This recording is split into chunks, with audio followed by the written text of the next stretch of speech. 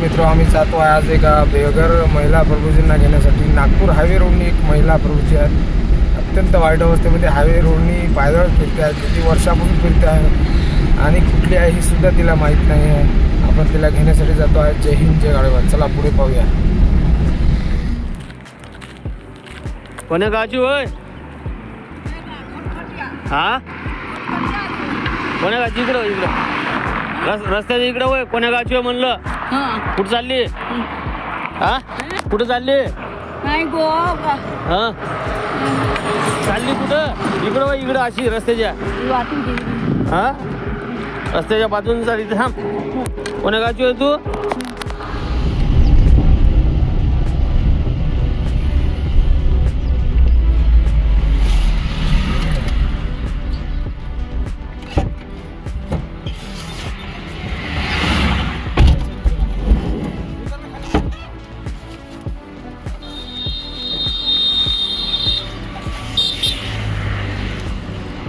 जा रही है?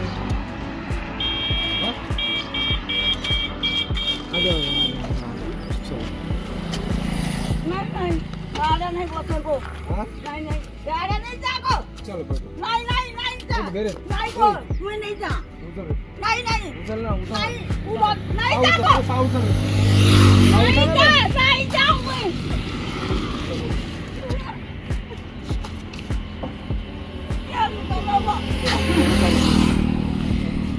गाडी घेऊन काय का तिच्यावर?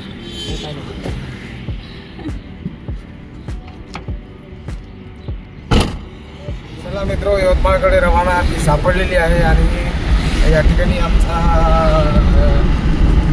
राजेश ढपाळ यांचा मुलगा सुद्धा सोबत आहे आणि सर्व आमची टीम सुद्धा महिला या ठिकाणी बेघर बांधव सुद्धा सोबत आहेत. आणि चला आता यवतमाळ जाऊया आणि तिला पुण्या गावचे आंतरराज्य असू शकते, महाराष्ट्रातली नाही आहे. कारण कोणाची तरी आई असेल, कोणाची तरी माया असेल. अशा बेघर देवानासाठी नदी फाउंडेशन काम करते आहे आणि काहीही संबंध नसताना आपण तिच्यासाठी 40 किलोमीटर गेलो आणि परत यवतमाळसाठी रवाना झालेला सापडलेले आहे. आम्ही कळंबच्या पुढे गेलो होतो, परंतु ते रस्त्याने दिसली नाही, कुठेतरी बसली होती सावलीमध्ये. थकलेलं वय आहे. चला यवतमाळ. कैसी हो? कहाँ की हो? कहाँ की हो? हाँ, जुमी जिनो माँ. बंगाली छो? बंगाली. इधर कैसे आई हो? पैदल? क्या हालत है आपकी? घोड़ा दुखता है, ये घोड़ा दुखता है. हाँ, दवाई देंगे इसको, दवाई. हाँ,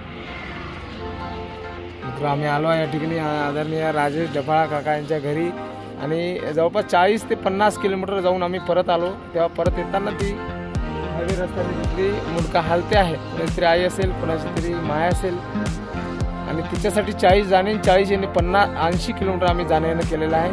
काहीही संबंध आणि नाते नसताना सुद्धा आम्ही तिच्यासाठी सकाळपासून फिरतो आहे शोधात तिच्या आणि आज सापडलेली आहे. आता तिला निवारा केंद्रावर निवारा देऊया आणि कुठली बंगाल राज्यामधली असू शकते, महाराष्ट्रातली नाही, मराठी समजत सुद्धा नाही. आणि इतक्या उन्हामध्ये, कडक उन्हामध्ये ती पायदळ चालते आहे. फार वाईट अवस्था आहे. मानसिक आजार हा काय करू शकते माणसाचं काही नेम नाही. या ठिकाणी आम्ही आदरणीय राजेश काका ढपाळ आहेत त्यांच्या घरी चहा घेतो आहे आणि तुम्ही यवतमाळ नंददीप फाउंडेशन इथे जाऊया. जय हिंद, जय गाडगे. पायावर बंधून आहे.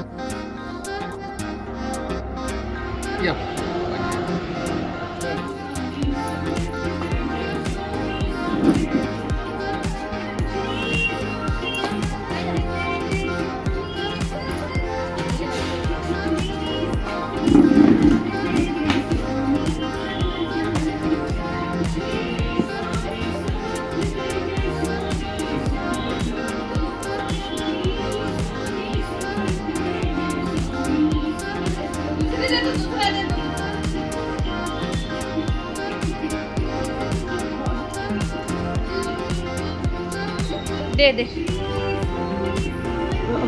दे दे ती तेरे पास दे दे दे दे ठेवून देतो तुला देतो.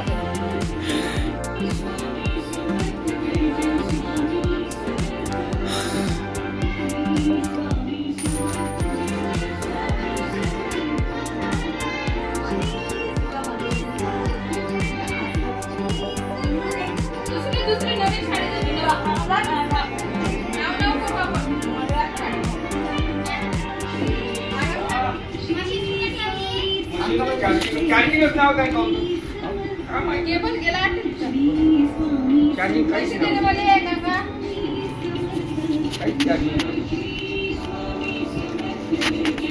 इलेक्ट्रिक मशीन वापरणं लागेल. चॉकलेट खाते तू? फराळ खाते तू?